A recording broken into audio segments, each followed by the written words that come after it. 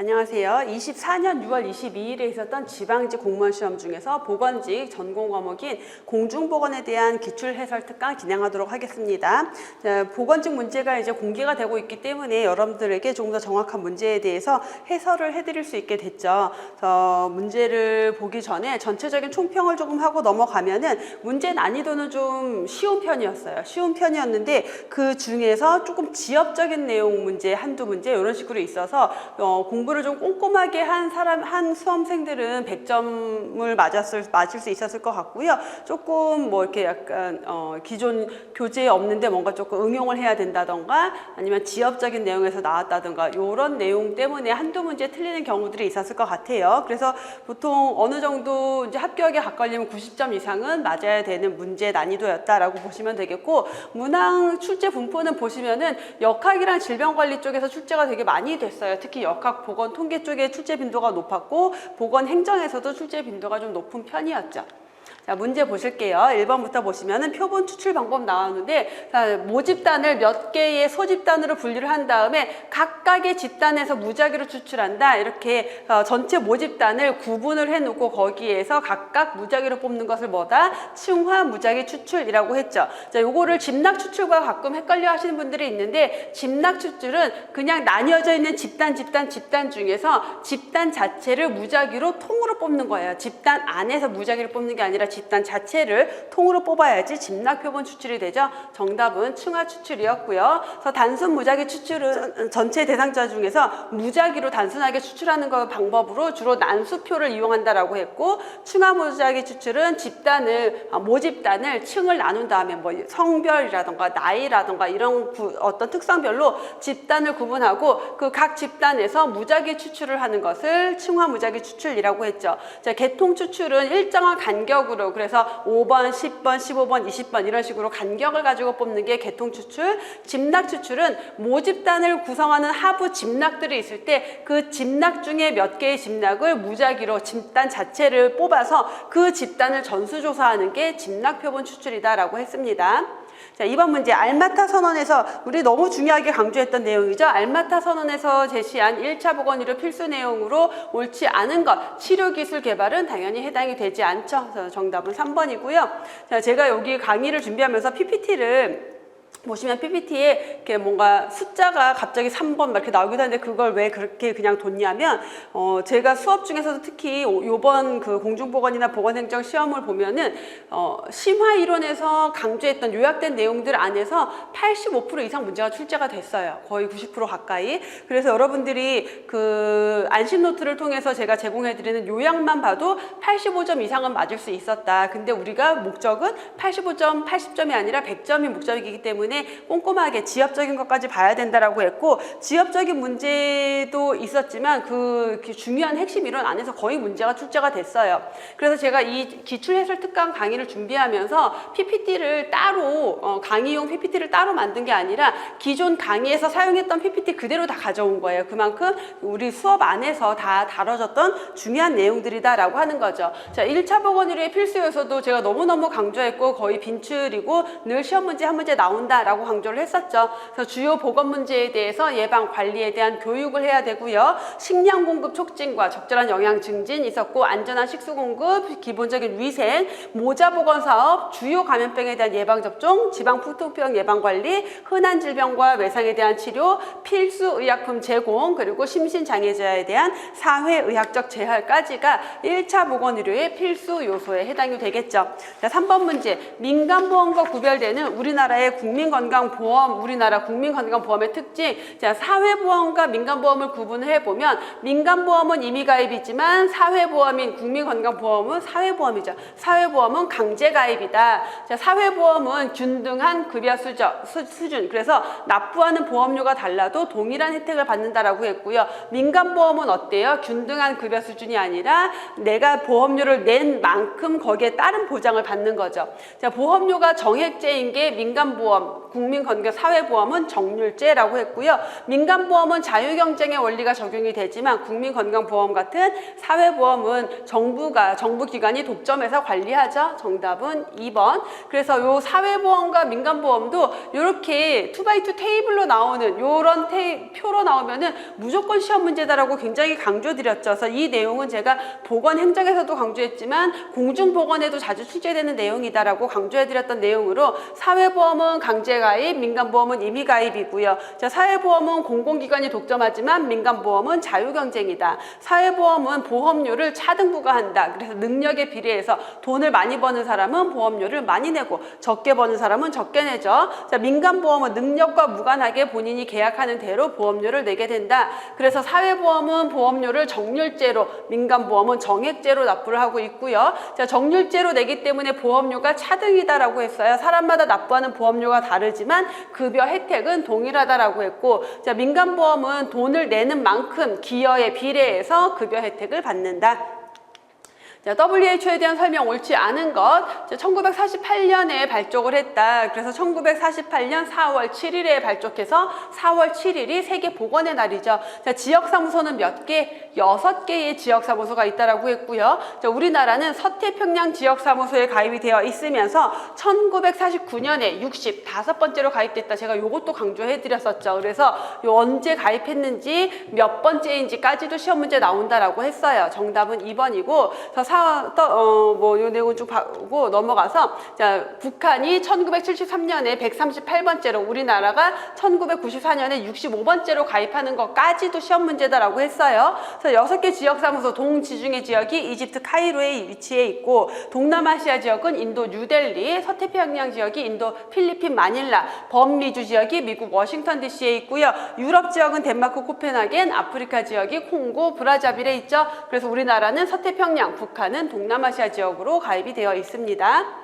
자, 주요 보건 사업까지 해서 WHO에서 주로 시험 문제로 나오는 거, 요 기본적인 내용들, 입헌적인 직무, 6개 지역사무소, 그 다음에 주요 보건 사업, 요렇게 중요하다라고 강조해드렸던 내용이죠. 자, 특정 지역에서 단기간 내에 빠른 속도로 전파되는 감염병의 역학적 특징. 자, 특정 지역에서 빠른 속도로 전파가 된다라고 하는 것은 환자가 막 늘어난다. 그러니까 어떻다? 유행병이다라고 볼 수가 있겠죠. 정답은 4번이고요.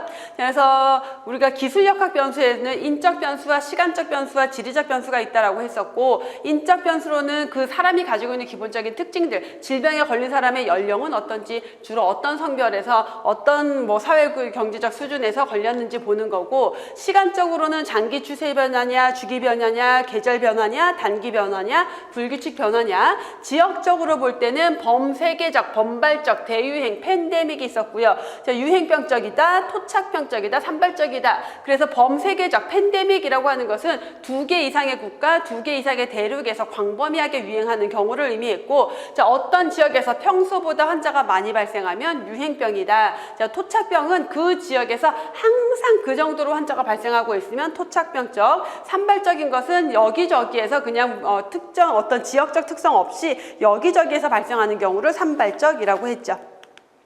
자, 검역법상 검역 감염병에 해당하는 거 묻고 있는데, 자, 콜레라 대표적인 검역 대상 감염병이고 나머지는 모두 검역 대상 아니죠. 그래서 이 검역 감염병은 여러분들이 감염병의 종류들, 그 다음에 검역 기간이 며칠인지까지 중요하게 봐야 된다고 강조해 드렸던 내용입니다. 자, 7번 넘어가서 식중독 묻고 있는데 어패류가 원인이다. 자, 어패류 하면은 호염균이 원인이었던 장염비브리오겠죠. 70도에서 15분간 조리하면 식중독을 예방할 수 있다. 장염비브리오 식중독균은, 비브리오균은 열에 약해서 60도 이상으로만 가열을 해도 예방을 할 수가 있죠. 정답은 3번이 되겠고요.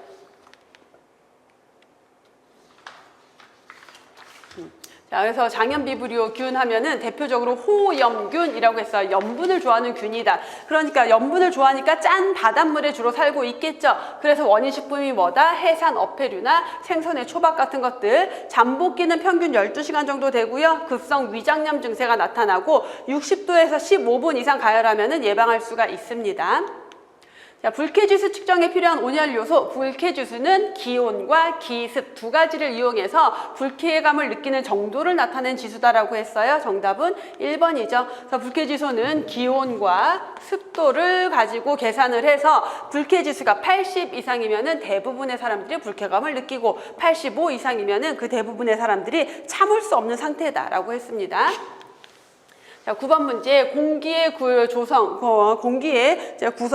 조성하는 성분에 대해서 묻고 있는데, 공기 중에서 78%를 차지하는 건 뭐다? 질소였죠. 자, 질소는 그래서 정상기압일 때는 건강에 문제를 일으키지 않은데, 이상기압이 발생했을 때 잠한병의 원인이 된다. 그래서 고압 환경에서 정상기압으로 갑자기 감압할 때 발생하는 거죠. 자, 불활성 기체다라고 했습니다. 정답은 2번이 되겠고, 그래서 질소는 공기 중에 78%로 정상기압에서는 인체에 피해가 없지만 고기압 환경이나 감압 시에 영향을 준다라고 했죠.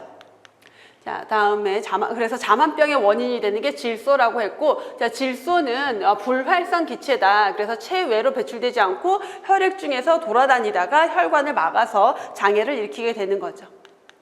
자, 식품 보존 방법. 요것도 제가 식품 보존 방법, 그다음에 소독 방법, 그리고 특히 식품 보존 방법이랑 소독의 방법들을 물리적인 방법, 화학적인 방법을 구분해라. 요거 시험 문제로 굉장히 자주 나온다라고 해서 아예 이렇게 구분을 해서 계속 강의를 해드렸었죠. 자, 그대로 시험 문제가 출제가 됐습니다. 자, 물리적인 방법 묻고 있으니까 방사선 처리법은 물리적인 방법이고, 염장법, 보존료, 산저장법은 모두 화학적 보존 방법에 해당이 되죠. 그래서 물리적인 방법의 대표적인 게 가열법, 건조법, 밀봉법, 자외선, 방사선 이용하는 거. 자, 훈연법이나 가스저장법은 물리화학이 같이 들어가는 거고요. 화학적 보존 방법이 염장법, 당장법, 산저장법, 보존료 이런 것들을 이용하는 거죠.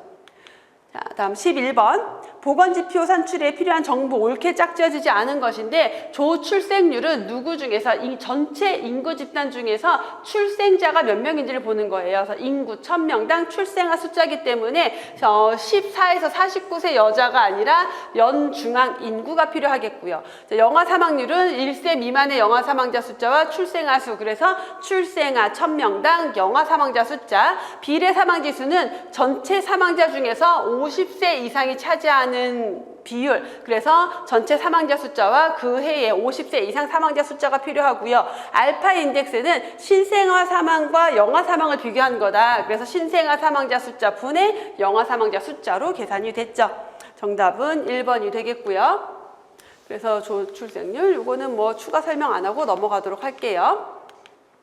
12번. 감염병 예방 및 관리에 관한 법률 중에서 감염병 병원체 확인 기관이 아닌 것. 요게 좀 지역적으로 출제된 문제죠. 그래서 교재에 다 있는 내용이고, 제가 감염병 예방 및 관리에 관한 법률 내용들이 있는 데서 제가 보충으로 넣어둔 교재 기본서 내용이 있는데, 거기에서 출제가 됐어요. 근데 내가 여러분들이 문제 푸는 요령만 알고 있으면은 이런 문제가 나와서 내가 나 그거 기억이 안 나는데 하더라도 문제를 풀 수 있으셔야 돼요. 자, 우선 감염병 병원체 확인을 한다라고 하는 것은 가서 검사해서 내가 어떤 감염병에 걸렸는지를 진단받을 수 있다라는 거죠. 그러면 보시면은 보건소, 보건지소, 보건환경연구원, 그리고 질병관리청이 있는데, 규모가 작은데 보건지소는 뭐예요?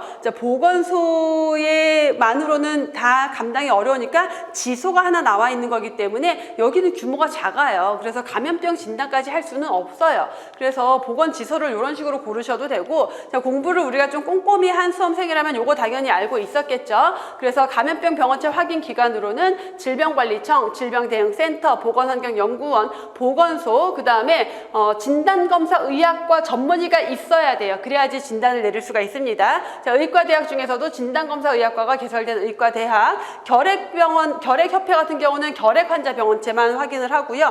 한센병 환자에 대한 것은 한센병원에서 할 수가 있는 거고요.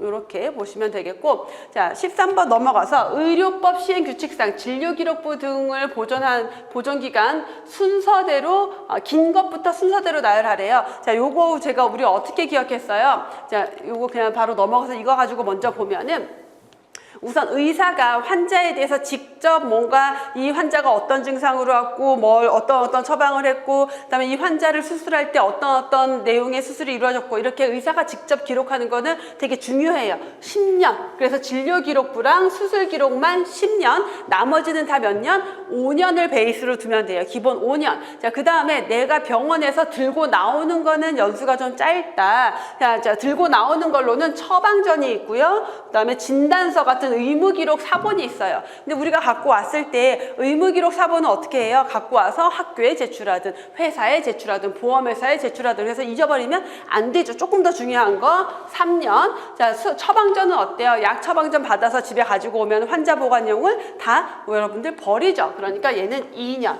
나머지는 다 5년. 이렇게 기억하시면 됩니다. 그래서 다시 보면은 자, 수술 기록은 의사가 작성하는 거니까 10년, 처방전 내가 들고 나와서 버리니까 2년, 환자 명부 기본 5년, 자, 기본 5년이었고 2년이었고 검사 내역, 소견 기록, 자, 검사 내역도 다 5년입니다. 자, 진료 기록 의사가 작성하는 거 10년, 조산 기록 5년, 처방전 2년이었고요. 자, 처방전 2년이라고 했고 진료 기록부 10년, 환자 명부 5년. 그럼 정답이 3번이 되겠죠. 순서대로 된 거.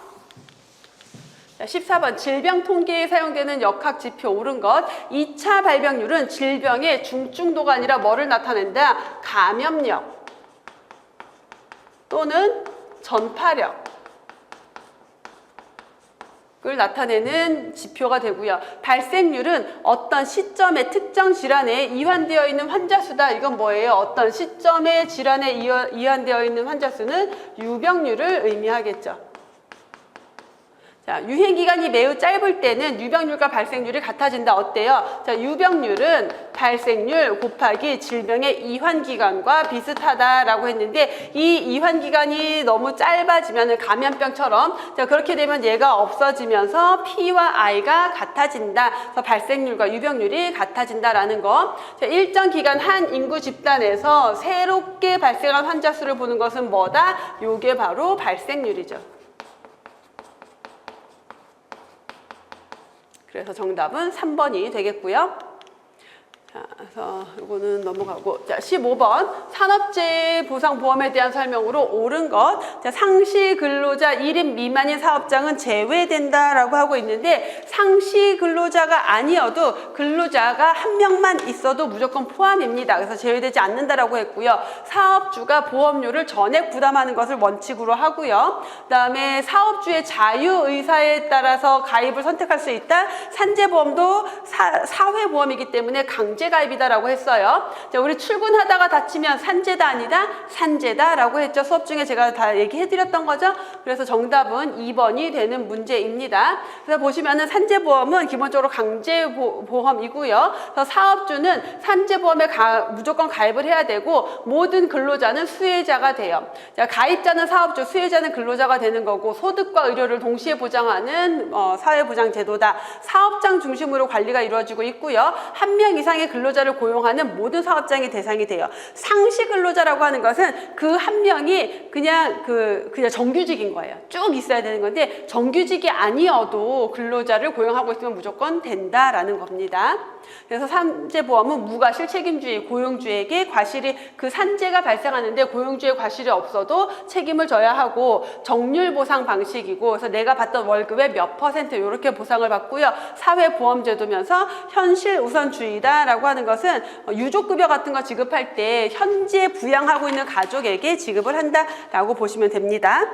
자, 16번 문제는 제가 요거 모의고사에도 굉장히 여러 번 출제됐고 실제 시험 수업 중에도 요렇게 나오는 법규 내용은 시험 문제로 출제되기 굉장히 좋습니다. 강조해드렸던 내용인데 그 문제가 딱 나왔어요. 그래서 정신건강복지법에서 정하고 있는 정신건강전문요원에 해당하지 않는 자를 묻고 있는데 정신건강보건교육사는 해당이 되지 않죠. 그래서 이런 보시면은 정신건강전문요원이라 하면 정신건강 임상심리사, 정신건강 간호사, 정신건강 사회복지사, 정신건강 작업치료사 이렇게 4종으로 구분한다라고 했죠. 자, 그래서 정답은 4번이었고 자, 17번 산재보험에서 장애 등급표에 따라 몇 개의 등급으로 나누는지를 묻고 있는데 장애 등급은 14개의 등급으로 구분이 됩니다. 그래서 장애급여에 대해서 보시면은 장애급여에 대해서는 우리가 산재보험에서 연금으로 지급할 수도 있고요. 일시금으로 지급할 수도 있는데 1급으로 갈수록 장애 등급이 심한 거고 14급으로 갈수록 약한 거예요. 그래서 8에서 14급까지는 그냥 일시금으로 지급하고 끝나고 1급부터 7급까지 장애 등급이 좀 심한 사람들은 연금으로 받거나 일시금으로 받을 수가 있어요. 그래서 18번 문제 넘어가서 신종 감염병 C에 대해서 여자의 치명률, 21년 여자의 치명률을 구하래요. 그럼 치명률을 구하려면 뭐를 알아야 된다? 환자 수가 있어야 되고 그 환자 중에서 사망한 사람인데 여자 것만 봐야 되죠. 인구가 10만 명인 지역에 사망자가 총 1000명이고요. 신종 감염병 C의 확진자 숫자가 300명인데 그 중에서 여자가 100명이고요. 자, 그 감염병 C로 인해서 사망한 사람이 25명인데 여자가 10명이래요. 그럼 여자의 치명률은 100명 중에서 몇 명이 사망했다? 10명이 사망했다. 그래서 치명률이 10%가 되겠죠. 정답은 2번. 자, 19번 신증후군 출혈열에 대한 설명으로 옳지 않은 것. 자, 신증후군 출혈열, 가을철 3대 풍토병으로 등줄 쥐가 매개체다. 병원소가 되고요. 10월에서 12월 가을철에 주로 많이 발생이 되고 신증후군 출혈열, 유행성 출혈열의 병원체는 리케치아가 아니라 바이러스라고 했습니다. 자, 임상 양상 중에는 핍뇨기, 이뇨기, 발열기, 저혈압기, 핍뇨기, 이뇨기, 회복기 이렇게 5단계를 거친다라고 했죠. 그래서 중간에 이뇨기가 있습니다. 옳지 않은 것은 3번. 그래서 신증후군 출혈열은 들쥐가 가지고 있는 바이러스가 병원체고요. 주로 늦 봄이나 늦 가을에 주로 발생이 되고 증상으로는 열이 나고 출혈이 있고 신장 기능에 이상이 있다. 그래서 이름에 증상이 다 들어간다라고 했죠. 신증후군, 신장의 증상을 일으키고요. 출혈이 있고요. 열이 난다. 자, 발열기, 저혈압기, 핍뇨기, 이뇨기, 회복기로 진행이 된다라고 했고 바이러스는 한탄 바이러스, 서울 바이러스라고 하죠. 자, 20번 요양급여 대상에 해당하는 것을 묻고 있는데 우리 건강보험법에서 요양급여는 질병의 예방이나 치료를 목적으로 하는 데만 보험을 적용을 하고 있습니다. 그래서 시력교정수, 안경, 콘택 이거 라식 수술 보험 안 되잖아요. 그다음에 멀미 예방, 금연치료 이런 것들은 요양급여 대상이 아니고 그다음에 진단서만 발급할 목적으로 진료를 보는 것도 요양급여 대상에 해당이 되지 않아요. 파상풍, 혈청 주사 등 치료 목적으로 사용하는 예방주사라고 하는데 파상풍 혈청주사는 파상풍 항독소 얘기하는 거예요. 그래서 누가 뭔가 오염된 곳에서 상처가 났고 이게 파상풍 감염이 의심이 된다. 그럼 병원에 가서 치료할 때 빨리 뭘 하냐면은 혈청주사를 예방주사로 놔서 인공 수동 면역을 하는 거죠. 그래서 요거는 요양급여 대상이 되겠죠. 정답은 4번. 그래서 질병부상 출산에 대해서 제공하는 게 요양급여다라고 했고요.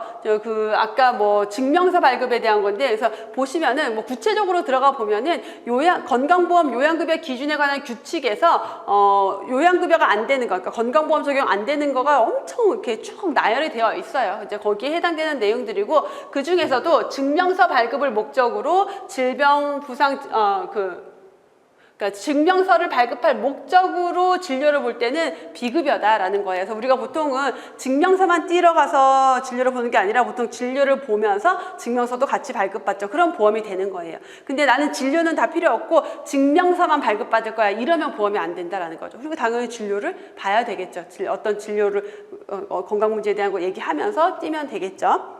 자, 이렇게 해서 20번 문제까지 풀어봤고요. 자, 공중보건 문제에 대한 해설을 모두 마무리를 했는데 문제가 크게 어려운 문제는 없었어요. 근데 지엽적인 거, 그 다음에 뭔가 우리가 알고 있는 중요한 이론에 대해서 내가 응용하고 생각해야 되는 문제들이 있어서 그런 문제에서 한두 문제 정도 틀리는 분들이 있었을 것 같습니다. 여기에서 내가 만약에 나는 너무 많이 틀렸다, 70점이다, 80점이다 이러면은 공부가 좀 덜 돼 있는 거예요. 그럴 경우에는 조금 더 꼼꼼하게 공부를 해서 다음 시험을 준비를 하셔야 되겠고, 지금 이 강의를 들은 수험생들 중에서 시험을 보신 분들에게는 모두 좋은 결과가 있기를 바랄게요. 자, 여기까지 하고 강의 마무리하겠습니다.